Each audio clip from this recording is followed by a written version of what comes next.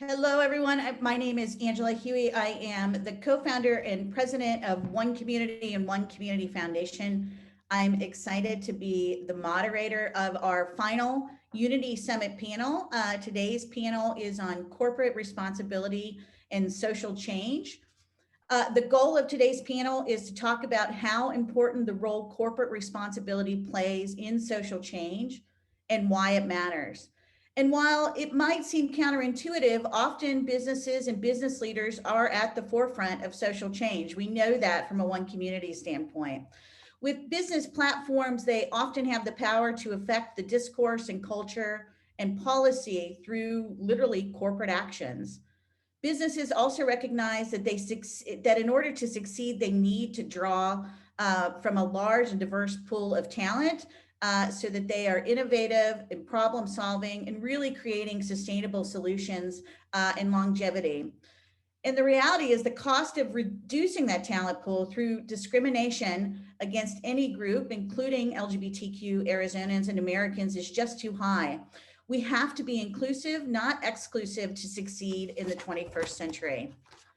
And while the landmark Supreme Court decision that came down in June recently ruled that it is now illegal in the United States of America to fire someone simply based on their sexual orientation or gender identity, LGBTQ Arizonans are still at risk for being denied housing or services.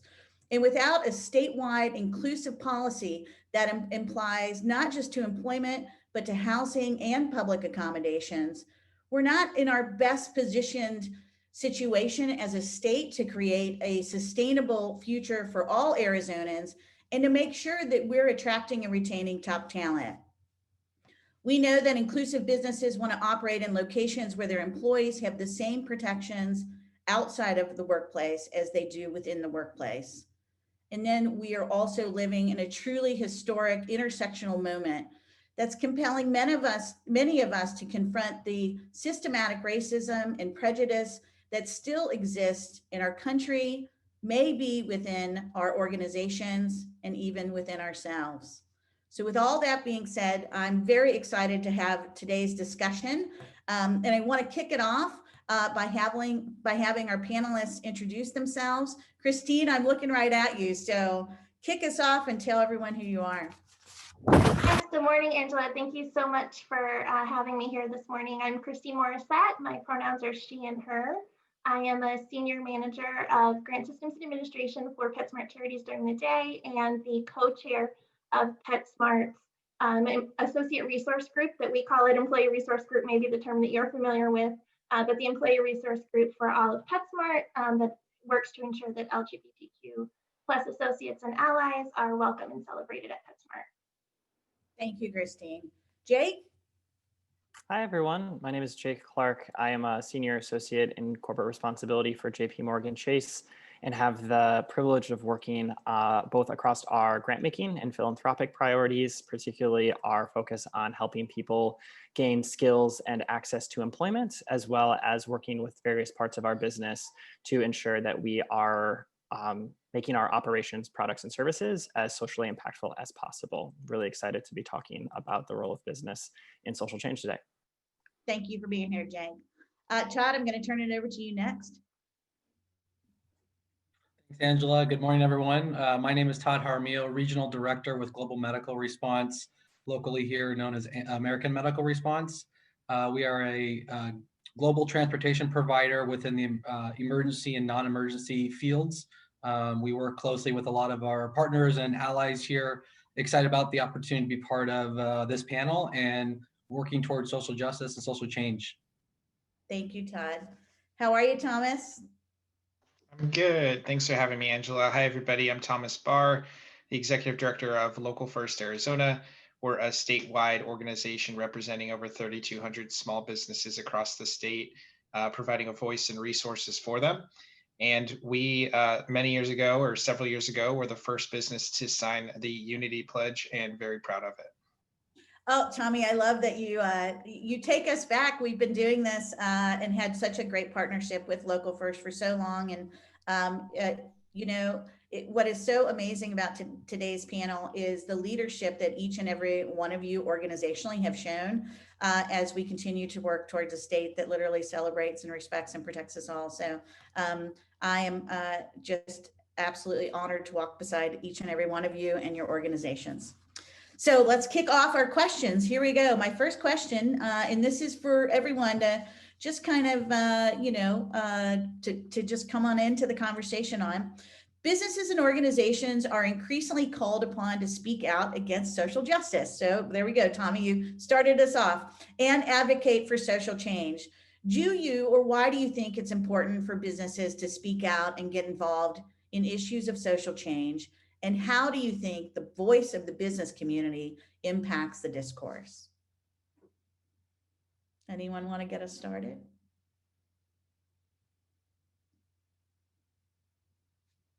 Thomas, why don't you talk about not just the impact that Local First has had when it comes to really being remarkable allies to the LGBTQ community, but also Black Lives Matter. I mean, you all are really involved organizationally in moving and lifting all of our diverse communities. You've got Fuerza Local. I mean, there's a ton.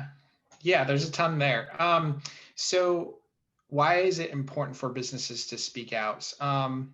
There's a couple very tangible reasons, I think, that make huge impacts on the lives of real people every day.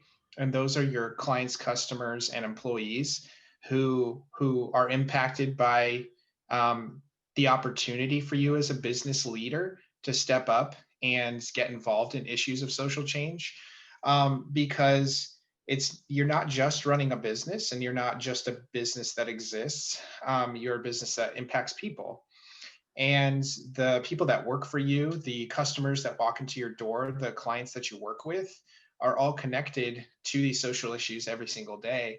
And so by you making the choice to stand up and create change through your business, you are creating space for those people in those communities, in different diverse communities, to feel welcome and to feel prioritized. And I think the second larger impact that you have is that you actually have the capability of shaping this world and shaping policy. I look back at SB 1062, and much of the reason why that did not pass in our state is because the business community stepped up and said, this will not be good. And without that, we may right now have a very hateful piece of legislation that passed through our state. So even when there is not something bubbling through policy that calls on you to step up, I think it's really important that you're proactive as a business in instituting your own policies and your own safe space for diverse communities and the ways that you exist in our community. Thank you, Thomas. And I'm so glad you brought up SB 1062. At the beginning of this year, before the pandemic, there was a really hateful piece of legislation that was introduced, and that was HB 2706, and that was the anti-trans athlete bill. We were called to bring our business coalition in to voicefully oppose this, and we had more than 250 businesses that publicly opposed. And then we worked with a myriad of businesses that were working behind the scenes, making those calls to elected officials saying, number one, this is wrong. Transgender Arizonans are our most vulnerable of our entire population. Number two, this is the type of discriminatory bill that if it is passed into law will have a similar effect as SB 1062. And it's not lost on me that just 2 weeks ago, the city of Phoenix got the women's Final Four from the NCAA. And I do not hesitate to believe that if we had passed 2706, we would not have received that big game or any other. And so that has an effect on all of your businesses as well, right? So Christine, anything to add to this conversation? Absolutely. I think one of the things that we've learned and come to understand as allies is that we need to use our power. And who has more power, unfortunately or fortunately, than corporations? And so utilizing that power to speak up, to help shape the community that you want your business to exist in, the community that's going to attract the talent that your business needs to be successful, that's going to attract the customer base that your business needs to be successful. So I think that both can be true, right? It can be the right thing to do for the community and the right thing to do for the business at the same time. And I think that corporations have an unbelievable opportunity to use their power and influence to make that happen. I couldn't agree with you more, Christine. And back to Thomas's point of 1062, Arizona, all eyes were on Arizona, and national media outlets reached out to One Community and said, there's not a lot of corporate headquarters in the state of Arizona. Is there a corporately headquartered business that is willing to speak out against this harmful bill? And we knew exactly where to go. I mean, we just picked up the phone and called PetSmart, and PetSmart was all over all of the national news media saying this is wrong and it's bad for our state. And we've always been so thankful for your partnership and leadership in that way. Jake, anything to add? Yeah, I mean, I would say, right, if you look at the history of social movements, more and different voices has always been an accelerator of change. And I think the business voice in social conversations is a key part of that. But not only lending our voice to the movement, but I also think really figuring out and internalizing what those values mean in our corner of the world. And so often business has been both a cause of the problem and certainly an opportunity to be a part of the solution. And it's so critical for businesses to really self-evaluate and understand how their operations, how their advocacy can do less harm or more good. And I'm really excited for this moment collectively where there's a real excitement, and I think across corporations, large and small, to be doing that. Thank you. And Todd, AMR has stood beside us. You've been down, in educational hearings talking about the importance of a statewide update. Talk about, where AMR and GMR is at when it comes to social justice and change and just inclusion. Yeah, look, I think everyone brought up some really important and valid points, right? It's important to be part of the community. It's important to embrace what it is that you stand for as an organization and align those values and morals. Obviously, to attract talent, to attract businesses is one thing. But at the end of the day, I think, if you just put it up on a board, it's just, in our opinion, it's the right thing to do, right? I think, inclusion and bringing folks to a place of work or an environment where they feel safe, on and off work, be the employer of choice, bring in those other businesses to feel part as if they can come here, they can be here, they can work, they can go home, feel safe, they can come back to work, knowing that regardless of their sexual orientation or preference, that we want them here, we want them to work in this state. And I think that's important. And specifically in our industry with healthcare, we run on multiple people that are in their most dire times. And at the end of the day, we run on those people regardless of their sexual orientation or sexual preference. And our job is to help get them help and move them to the most appropriate place. And, I think that's important moving forward. And as an organization and a corporation in Arizona to stand behind where we believe the state should be and where we believe the country should be moving towards and bringing those things. And, I think Jacob brought up a good point about internalizing it. And I think, from our side, we've done a lot of great things internally that we'll continue to expand upon. And part of that is spreading what we've learned here in Arizona through your team, Angela, and along with just overall, the sentiment that goes around with the equality and inclusion. I think as far as we go, we want to make sure that we want to embrace that and push it forward amongst our community. So we are doing things internally, such as internal committees, et cetera, to expand that and grow the knowledge of the organization. Thank you. So I do want to bring up, you say sexual orientation or sexual preference, and and there's been an evolution to sexual orientation. I know the current Supreme Court nominee has used sexual preference.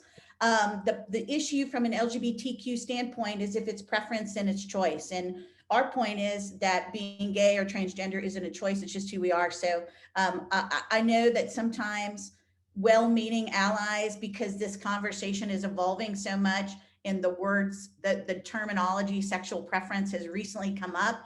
I've given that opportunity, that narrative and opportunity again. So I know what a fantastic ally you are, and I have a responsibility to say that we have to stick with sexual orientation and gender identity because it's not a choice, right? Like Absolutely. we're just, yeah, totally. So talking about that, and again, but I also think it's so important that we as allies, whether we're allies of the LGBTQ community or the Black community or the Hispanic community or our Indigenous community, feel comfortable enough in this discomfort to have the discourse. And I think that sometimes folks stay on the sidelines because it is we're in the midst of this national outcry right now, right? And I think sometimes really well-meaning allies are also afraid to participate in the conversation because we're afraid we're going to say something wrong, and it's not intentional in any way.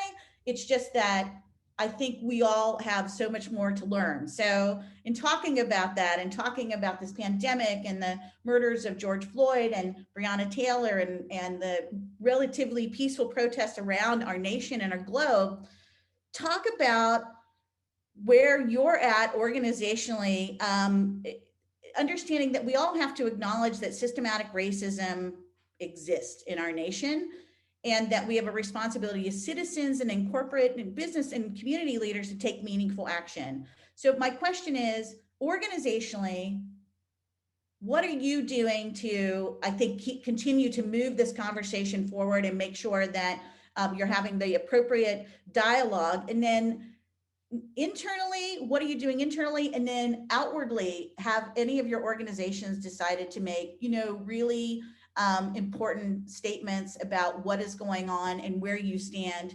publicly? And then also, this is impacting all of us personally as well, right? I know where One Community's at. I know what our statements were. I also know that I've had to consistently, and I think I've done a good job of this over the years, but really ask myself, like, what are my biases? We had a rethinking diversity management panel, and we had Katie Van Horn on, and she said, we can't say unconscious bias anymore. It's just bias. We all have biases, right? So organizationally, personally, I know that's a lot to unpack, but it's an important conversation. And then also, how do we wade into this and know that we're just going to make mistakes, right? And how do we accept collectively the fact that we're not going to be perfect at this moving forward? I know it's a ton, but it's kind of where we're at. Christine, I see you shaking your head.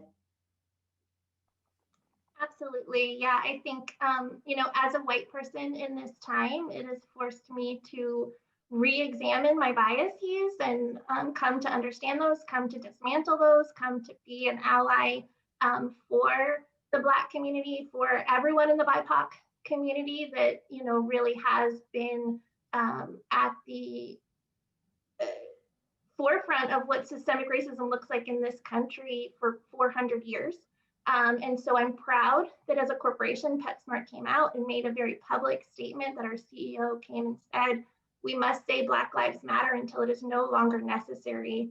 And it's a value that was not just a one-time statement.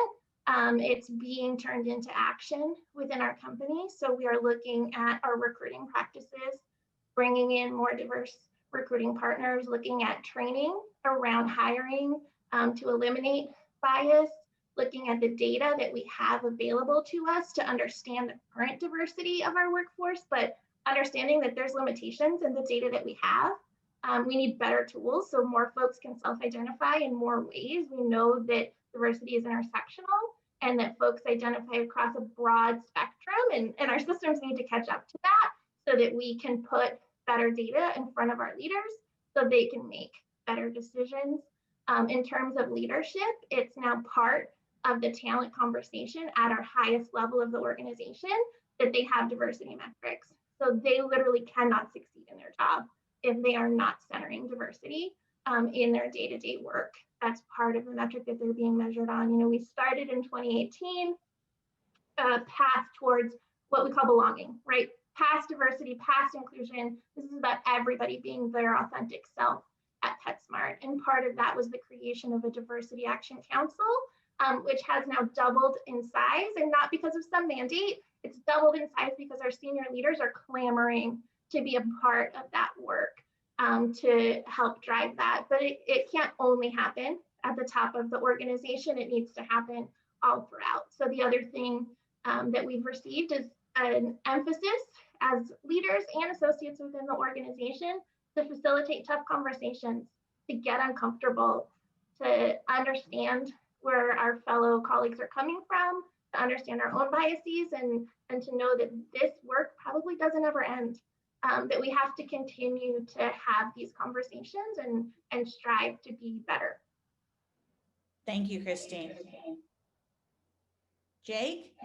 Yeah, I think this question comes at a really interesting time for JP Morgan, and I would give a little bit of the story of where we've been and what we recently did that I think I am really proud of, and many other people in the company are. So in December, there was documentation by the New York Times of really overt and disgusting racism in one of our branches in Arizona. And it accelerated existing conversations about where our operations are failing and how we need to do better. And 2 weeks ago, the firm made a $30 billion business commitment to reducing the racial wealth gap. And last week, we were a part of a collective announcement from several companies associated with the Business Roundtable to speak on how several different corporations are going to meaningfully reduce the racial wealth gap. And what was so exciting about that is that our philanthropic efforts have historically been focusing on the most marginalized individuals that have been denied opportunity, and in the United States, that has been Black and Latinx homes. But this was one of the first times where we're leveraging business resources to really combat this process. And one comment I really appreciated you making, Angela, was about this kind of readiness to be a part of the conversation. And I noticed as we were going through this process, a really interesting evolution with the hundreds of people within JP Morgan who are working on this commitment, which is people who live and breathe this every day in corporate responsibility. We're having conversations with, for example, leads within our business banking division and talking about the unequal access to capital that Black and Latinx business owners have and the way that affects their ability to grow their businesses and generate wealth. And as at the end of the process, we were finding that those exact same people who we were having that conversation with, who were a little bit uncomfortable talking about racism and racial discrimination in underwriting in our operations, were having those exact same conversations with their counterparts in other businesses and saying, you know, actually there's an unaccounted for 30% difference in home ownership between Black and white households. And the reason for that is because of redlining and not because of the inherent nature of these families. And to have people with that type of institutional power and that type of institutional expertise saying those types of things, I think to our first conversation, just really accelerates the momentum of this movement and allows it to manifest in so many different other ways that I think are all necessary to be part of the solution. Thank you, Jake. Thomas, I want you to step in here too, because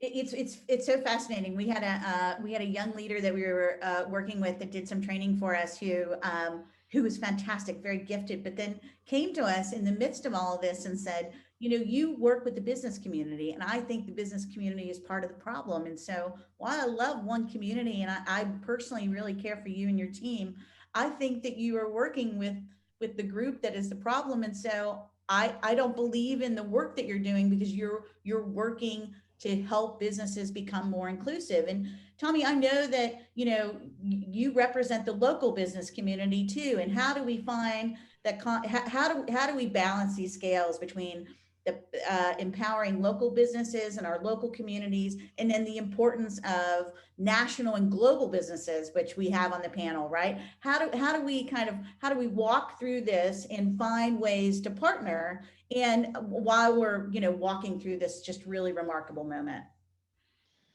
Yeah, great follow-up question, Angela. And after already giving us about 5 things to answer, so a lot. So I think I'd start with this should not be comfortable. Your response should not feel natural, and it is a journey that you will not get perfect, and you have to be comfortable in that space, because the feeling of comfort, as I would say, the white collective, or as a white person, or as a business, that comfort comes from what I believe is a symptom of white supremacist mindsets, frameworks, and systems that have existed for hundreds of years that have gotten us here. And in order for us to move forward, rather than thinking we've got to get things perfect, it's going to be really messy. And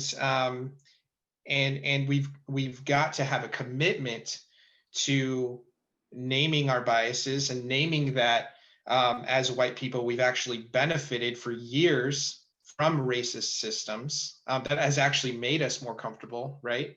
And in order for us to have progress and to move forward, we have to do really, really difficult things. One thing that we had to do that was actually really difficult was several months ago. And one of the first things we did was we sat down as a leadership team. We have a team of about 9 directors at Local First, and we made a commitment to pay for racial equity training for everybody on our team. We host calls right now, calls because we're socially distanced to discuss racial justice personally and as an organization, what our responsibilities are, what we're feeling uncomfortable about, and what we should be doing, and how all of that kind of bleeds through the work that we do, and what our responsibility is as an organization to stand up for racial justice through how we exist, not just becoming more diverse and having a commitment to diversity, but how do we actually operate in the community? And we were running a campaign with several different partners, and one partner came to us. I spoke to them on the phone, and they told me that they actually disagreed with our stance on making everything about racial justice, that they felt uncomfortable, that it wasn't on brand, and that they want to be participating because they actually didn't agree that redlining had such a negative impact in the Black community. And so we decided to not be partners with them anymore. After a really long conversation of inviting them to reassess or reengage, I actually shredded a $10,000 check that they had written to us.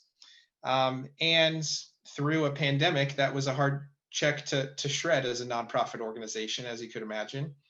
But those difficult decisions are important from every spectrum to make if we're actually going to see some change. And it happens from the small business having a commitment to training their employees on their biases and how they present themselves to clients and customers and position themselves in the community, all the way up to the top, and how corporations are choosing to do business with other corporations that may or may not invest in certain things or do business with others that are actually contributing to the racial wealth gap. So I think that it's a commitment, it's a personal commitment that you have to implement through your organization or through your business and have a commitment to long term. And it's not going to be comfortable. Anybody who thinks it's going to continue being comfortable for us needs to change your mindset. Thank you, Thomas. Todd, from an AMR and a GMR standpoint, not only are we in the midst of just a really defining moment nationally, but also so many of your team members are frontline employees in the midst of a pandemic too, right? How is this, how is all of this pandemic, and then on top of the pandemic, really the cry for social justice and social change impacting AMR and GMR internally? And then from a leadership standpoint, like I can't imagine that this has been it's not been a particularly comfortable year for anybody. And to Thomas's point, none of this is comfortable, but you also have frontline workers as well. So you have a unique perspective. Yeah, I will just start with this. Going into this year, not knowing what we'd go into, I never thought I would be having to work with our team from an analytical side and deployment and moving resources to say, watch out for, these things that may be happening as we get insight as to, large gatherings where there could be some challenges or people coming out with some you know, I guess coming out with some malice intent. And I think that's important from the frontline crews to make sure that, one, they're safe and they're important. So never did I think I'd be having those conversations of trying to say, hey, stay away from here based on what we're hearing. There could be, something along those lines that would be detrimental or potential danger. So that in itself, I think, kind of puts it in perspective to the conversation that we've all been having. These are not your standard conversations. They are uncomfortable. And to the point Thomas made, I think is important. They should be uncomfortable. And part of that is, as leaders, to have those important conversations and to in order to, I believe firmly, to make change and to cause waves in a positive way, you're going to have those tough conversations. And I think a lot of it is just people don't understand. They don't know what they don't know. Specifically with a lot of our workforce, this goes back hundreds of years, as has been brought up here, and some people and a lot of us in general just don't understand the history and understand how we got to where we're at today, which if we do educate and help move and put a big, I guess, the whole picture in play, it does help people understand where we need to get to and where we want to go. As an organization, we've made tremendous strides going back to what Christine said, as far as hiring and looking at all of our internal policies and putting together internal committees so that we can evaluate and see if there's opportunity that we're missing. Because I will tell you, a lot of policies and organizations, they get put together and they sit back and they collect dust on the shelves. And how frequently do we honestly go back and review them?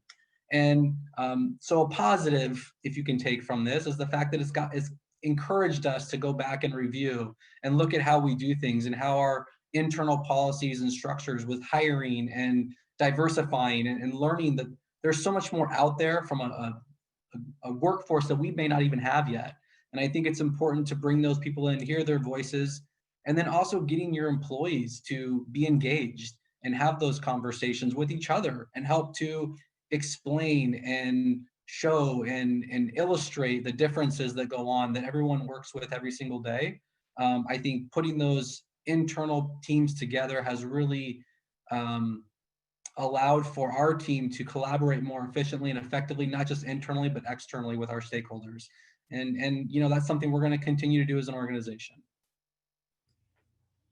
I think what I'm hearing from all of you is all of this discomfort will make us all better, right? And it's so interesting too, from a one community standpoint, we've always, just our belief has always been to not judge and to meet people where they're at. And it's, this has taken hundreds of years to get to this point. And yet where we've come since, the beginning of the year seems like we've been shot out of a cannon to a certain extent. We have a Millennial Advisory Council, and these are young leaders that we just love to just give the opportunity and the platform to.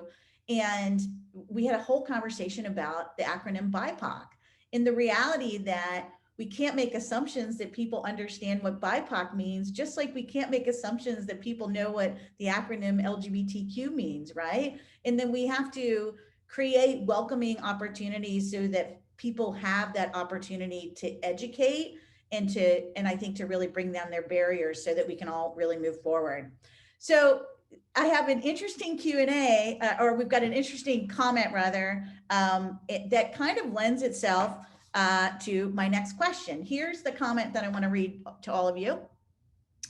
This is an anonymous attendee that says, I want to be clear that I'm not speaking about anyone on this call specifically, as I really appreciate you having this frank discussion with us. Here we go. With so many corporations moving from progressive states to more restrictive states, which are known for having less protections for all workers, which include marginalized populations to include the LGBTQ+ population, at what point do corporations start holding each other accountable through business relationships with inclusivity-minded companies placed higher than profits, right? And so I think what this boils down to is, how do the priorities start to move where it's not just about the bottom line, it is the good within the community. You can do well and do good within the community. So this is the comment, and I want to add to that, just to give you a little bit more to noodle on. Here's my next question. Some people are saying that businesses getting involved in social change is opportunistic, right? Or we're taking advantage of the moment. How do you push back on that? Anybody want to start us? I know these are huge questions. Who's smiling at me? I'd be happy to jump in. I think for the question of opportunism, I always focus more on the outcome. Is this meaningfully changing the reality for people who would benefit from this intervention, right? And I think you can, spin, or you can even, and sometimes very clearly say, this change is not only good for the business, but we also think it has a social impact. And I think from a scaling perspective, having that dual win framework is actually sometimes really helpful, but it always needs to show that it's quantifiably increasing positive outcomes for the people that it's targeting. And to the question from the participant about location, I think it's really interesting. And I certainly think that there's a responsibility for companies, particularly companies with supplier relationships with each other, to be really clear about what their expectations for business partnership are. And I think there's a lot of existing business forums that allow companies to really articulate their values and from an accountability standard, all be on the same page. But I think the overlay of geography is a really interesting additional element to this question. And I would say that in some ways, I think there's a lot of opportunity for large companies that have strong values to be moving into these types of states, and they create leverage in a way that I think can change the lived experience for those people in those states. And as an example, I would say we were opening up a 20,000 person office outside of Dallas and Plano, Texas, at the same time that the trans bathroom ban was being advocated for in the Texas legislature. And we were very intentional about the leverage that we had by saying that we were going to increase, that we're going to offer 20,000 jobs in Texas, and our opposition to that legislation. And it was a moment that I think allowed us to not only be able to voice our perspective, but to really change the outcome in a positive way by putting power and resources behind our values.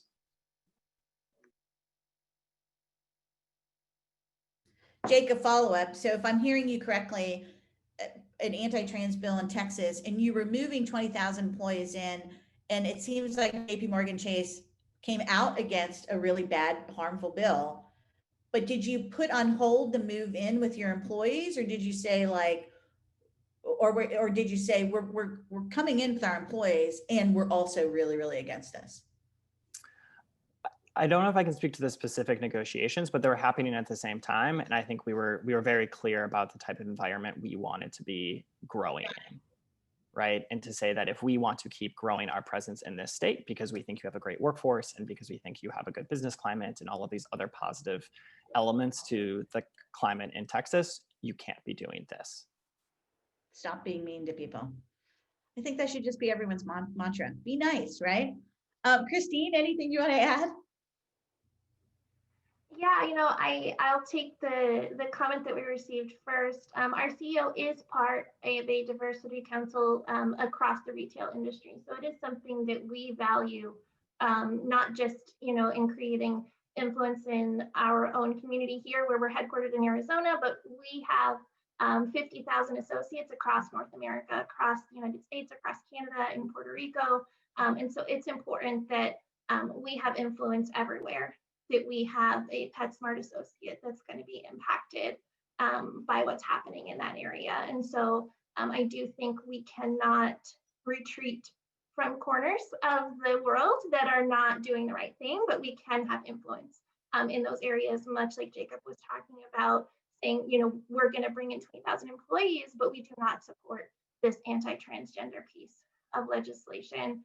And to leverage that influence and make that change. I think, like I said earlier, right for your associate is often right for your business at the same time. But folks are understandably skeptical of folks in power, right? Members of the LGBTQ+ community, members of the BIPOC community, which is Black, Indigenous, and people of color, to Angela's point. We welcome imperfect allies, and I think language is a huge part of helping move those imperfect allies to be more perfect allies. And so that's a tool that we use quite a bit at PetSmart, is just trying to educate just trying to give folks language so that they can be a little bit more comfortable in those conversations where they were previously uncomfortable because they didn't have the language to refer to somebody in the BIPOC community or to refer to somebody in the LGBTQ+ community. So they simply didn't engage rather than try to sort that piece out. So I would say, while that skepticism is understood, because we know that folks in positions of power have used it to discriminate against members of those community in the past, we also know that the best allies are the folks with the power to make a change. And so we see it as a both and, as it's right for the organization, it's right for the business. We recruit more diverse talent, we do better, and the communities in which our associates live and work and serve are made better by that as well. Yeah, I totally agree with you, Christine.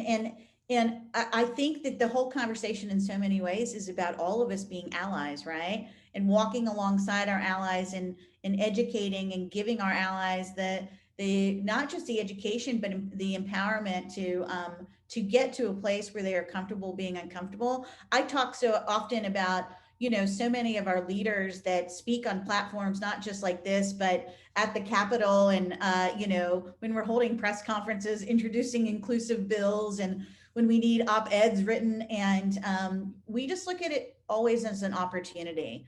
And I also don't think there's a right or wrong answer. I think that when we accept that we're all evolving in this space, it allows us to be comfortable being uncomfortable, right? And continue having and moving the conversation forward.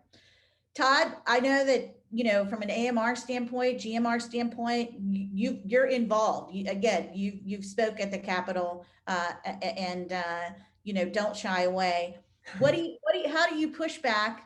And I know you and Glenn have said that you're leading a conversation around inclusion kind of nationally, because of the work that your Arizona team's doing. So how do you push back on that when people say that when businesses get involved in social change, you're just taking advantage and you're being opportunistic, that you're not authentic in what you're doing? How would you respond to that?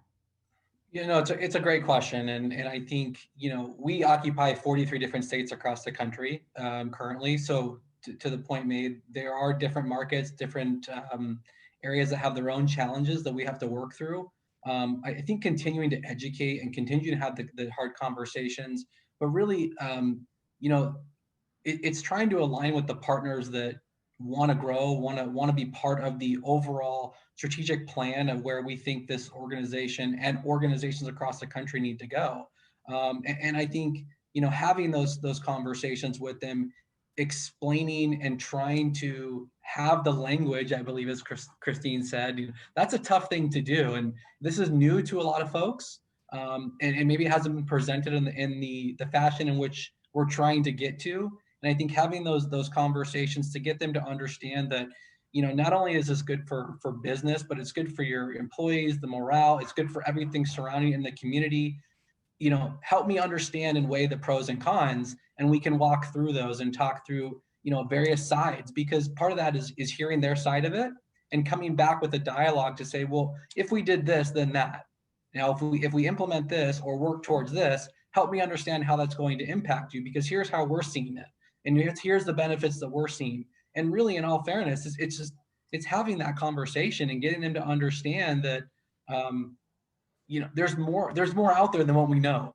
And I think getting people to diversify, have those conversations, get them to understand various sides, various points of view, and just really put it all on the table, I think is a great start moving forward, to really help bridge the gap and get, I think, where we all need to get to. Thank you, Todd. Thomas, anything to add? So Local First is, you know, going to be the biggest advocate in the world for local banking, but I will give Jacob, I'm going to give Chase the first kudos I've ever given in my life right now, but just forget that I was the one that told you. So, and this was last year. I assure you. This was last year, and not that change happens on Twitter, but I was on Twitter and Chase had tweeted out, we're ending all of our investments in private prisons. Wells Fargo, what about you? And I was just like, all right, now we're talking. You know, when I think corporations or businesses that compete with each other can look past the dollars and take steps that actually call each other out to do better things. That's where we start to see the needle move in really forceful ways. And so I looked at that and I was just like, wow, we're really talking about doing some things now. It was really cool to see. Jake, you want to respond to that wonderful tweet? Yeah, I mean, I would say, and maybe this is a bridge to some of your other questions, a lot of that came, right? So often I think about how institutional change is made both internally and externally, and the pressure that came from advocacy organizations to push Chase to align its values and its practices has always been really helpful, and I think us doing better, and really underscores the value of the organizations that are participating in this call. And that advocacy creates space internally to do a lot of really important work.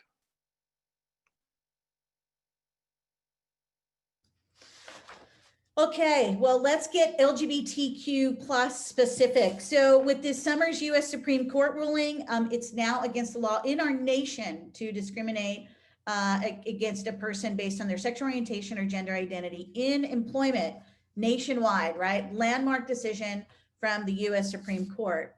And we already know that so many of the businesses, we know all the businesses that are in this conversation, but so many businesses in Arizona already have inclusive policies in place. So that didn't necessarily impact you internally. But what have you seen as the benefits of inclusion in your workplace, right? And you have this landmark decision coming down. How has inclusion positively impacted your culture? Who wants to go first? Todd, I'm going to go with you. Hot seat. I was waiting for it. I think, you know, from the top down, right? I think we can all talk about, it's one thing, it's specifically here in Arizona, to sign the Unity Pledge and say you sign something and put it up on a wall and move forward. I think we as an organization have seen a lot of our leadership grow. They've been exposed to a lot more diversification that has trickled its way all the way down, not just from our executive leadership level to our local leadership level and all the way down to our crews. There's a lot more buy-in. There's a lot more emphasis on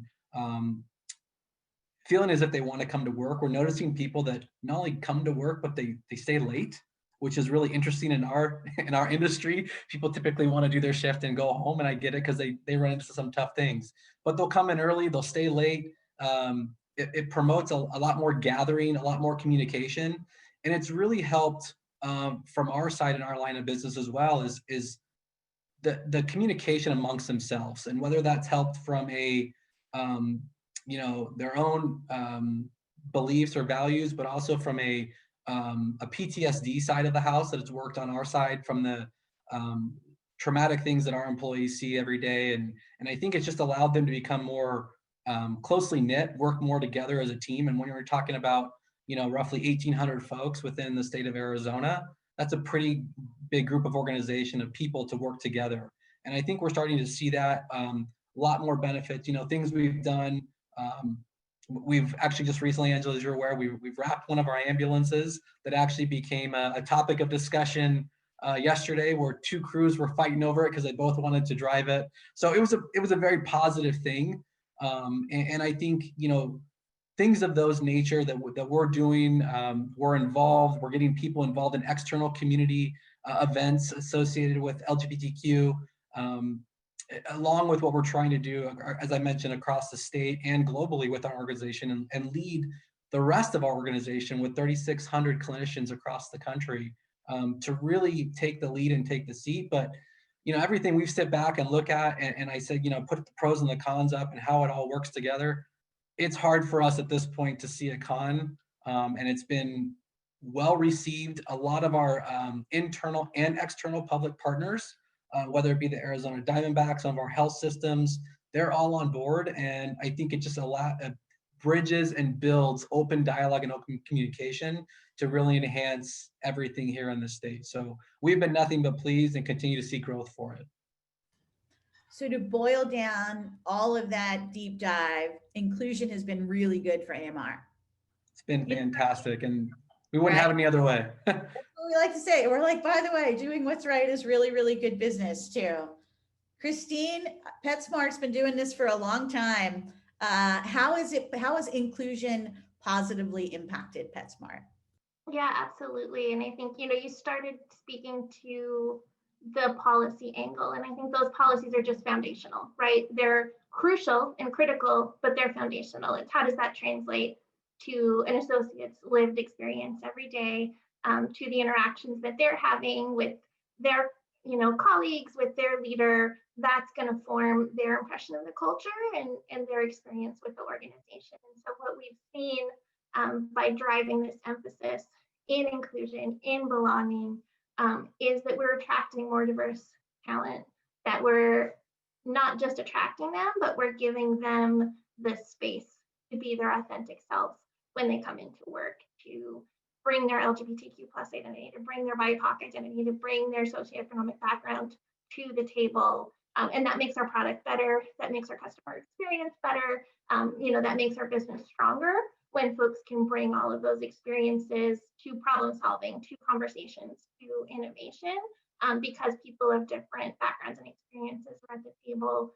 Not this year because of COVID, but traditionally we have sponsored our associates to participate in pride parades and celebrations all across the country. We've had a huge presence here in Phoenix, and I'll speak to my personal experience. I moved to Arizona about 2.5 years ago to take this job with PetSmart, and I wasn't sure, coming from California, if Arizona was the right place for me. And so I read all about, PetSmart's policies. I tried to understand what they were doing, but I went on social media and I saw a photo of PetSmart's float in the Phoenix Pride Parade. I saw their little dachshund, who you may notice that I'm a dachshund mama here, on the back of the float, and I just thought, I can belong there. That's a place for me. That's a place where I can be myself, where I can be valued. And so I think that visibility is important. And I know from my own experience that it impacted the course of my decision making to move to Arizona and take this position. Christine, I so appreciate. Yeah, I was going to say, we're so glad you made that decision. Go for it. I saw you shaking your head, so jump in. Yeah, I so appreciate you talking about the value of bringing your authentic self. And the thing I've been thinking about is the tremendous mental tax that it takes to be closeted, or that it takes to, calibrate some version of yourself for the environment. And I've been having a conversation with colleagues about how all of us have that version. For me, it's, taking off my manicure on Sunday night before going into work Monday morning. For a Latina coworker, it's about, asking herself if she's, if she can wear her favorite shade of red lipstick and her hoop earrings. And for a Black coworker, is whether she can wear her natural hair.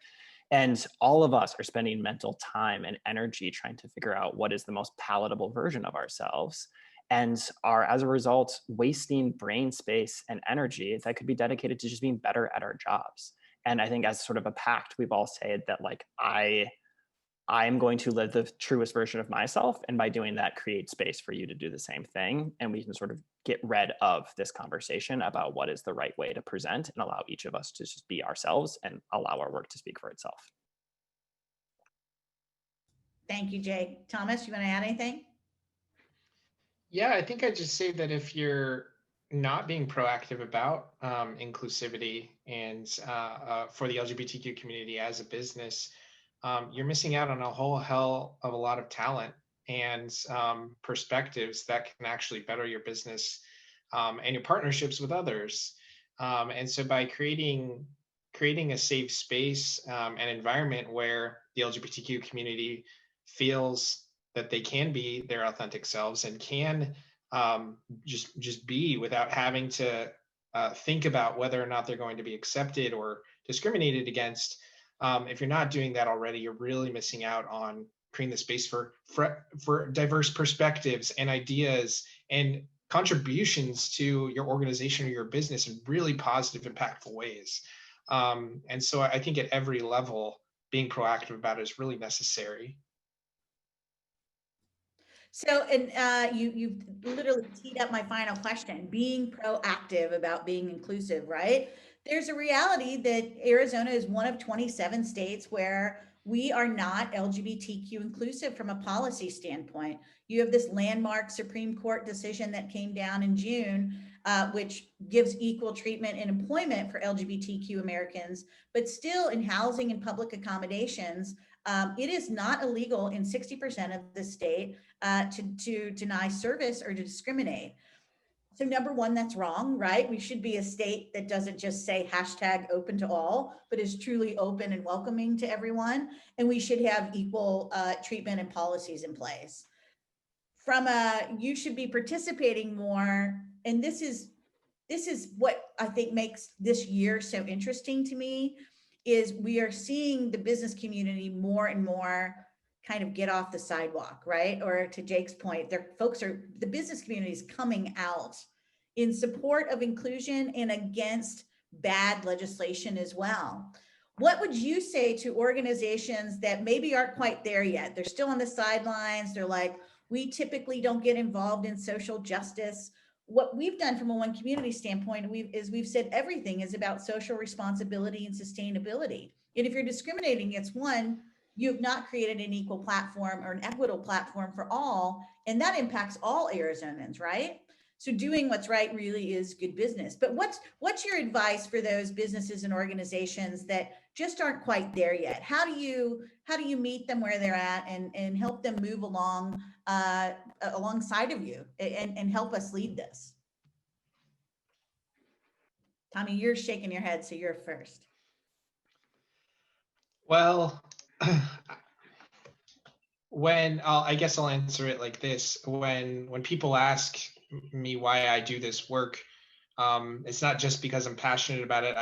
There's really no other option. And I view this the same way. You have a responsibility. It's not just an opportunity. You have a responsibility to do what's right. If you are a business owner or a business leader or work within an institution or a company where you have a leadership role, it's your responsibility to do these things.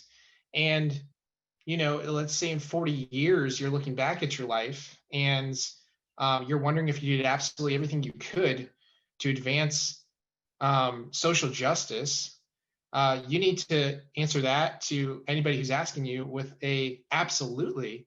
I did absolutely everything I could with the positions that I held in the community to advance social justice. And especially in a state that does not yet have all equal opportunities for the LGBTQ community. You can't just wait for it to happen. It's our responsibility, and there's really no option. It's something that we have to do. Thank you, Thomas. We have 2 minutes left. I want to give all three of our remaining panelists the opportunity to answer this important question. And I also want to say, all of you organizationally walk alongside of us. So I think that you demonstrate by your actions, but what's your advice, Todd? 30 seconds on how do you help move other businesses or other leaders into this space? I think a lot is just educating. Do your diligence, ask the questions, be proactive, learn the language, talk to people, get out there. And to the point made from Thomas, you have a responsibility. And part of that is just your responsibility at first is to educate yourself and get more information about it. And at the end of the day, an inclusive Arizona is something that we're all pushing for. I think it's important for everyone to jump on board. And I would encourage anyone out there, if they have questions, reach out to any of us on the panel. And I speak for everyone probably, unfortunately, but happy to educate and say how we've got to this point and how we can get there collectively. Great advice, Todd. And we'll put up your phone number at the end. No, I'm just joking. Christine? I would say to get started. It's a long journey, and unfortunately it's a journey that doesn't have an end, but it does have a beginning. So just get started. Just take the first step. Start to understand what's happening within your own business. reach out to a peer business that you think is doing the right thing, that's modeling this in the community, and ask for advice. Folks are open and willing and want to provide support in this area. One Community provides excellent training for this. I've had the chance to participate in it myself. So if you have just trying to figure out how to get started, go ahead and look at what your organization is doing, get started, and get some training and some education. Thank you, Christine, and thanks for giving our Unity Institute props. And Jake, I'm going to have you take us home. Hey, I couldn't agree with the other panelists more. It is absolutely a moral moment, and it is essential that you start taking action. But not only should you be doing it because of the responsibility, but also because of this is a competitiveness issue. Increasingly, research shows that consumers want a company that leads with values. Employees want to work for a company that stands behind the things that they care about. And if you fail to take action in this moment, you not only miss the historic opportunity, but you will also have a weakened business as a result. Do what's right. It's the right thing to do. It's good business. I want to thank all four of you, number one, for just being just remarkable leaders and really working alongside One Community and other businesses in the state who really want to see Arizona be truly welcoming and open for everyone, and for taking the time with us today. And thank you for everything you're doing.